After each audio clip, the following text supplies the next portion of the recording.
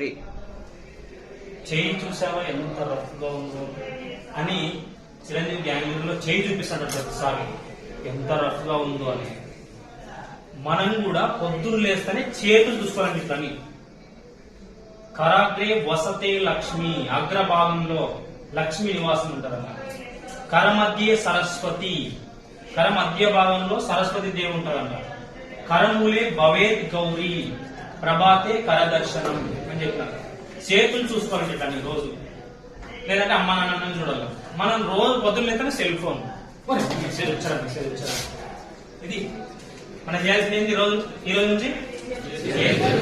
ఇక్కడ లక్ష్మి ఉంటదంట, తర్వాత మధ్యలో సరస్వతి, ఇక్కడ గౌరీ ఉంటారంట, అమ్మవారు ఉంటారంట. అందుకే చేతులు చూసుకోవాలా. అందుకే తల్లిదండ్రుల చేతులు చూస్తే మనకు అన్ని వస్తాయి. కాయలు కాసింటాయి, వాళ్ళందరికీ కాయలు కాసింటాయి. కాబట్టి మనం ఖచ్చితంగా రోజు ఏం చేస్తాం? ఈ రోజు నుంచి చేతులు చూడాలా. అందుకే ఆ సినిమాలో చేతే చూపిస్తాడు చిరంజీవి. నా చెయ్యి ఎంత రఫ్గా ఉందో తెలుసా. ఓకే.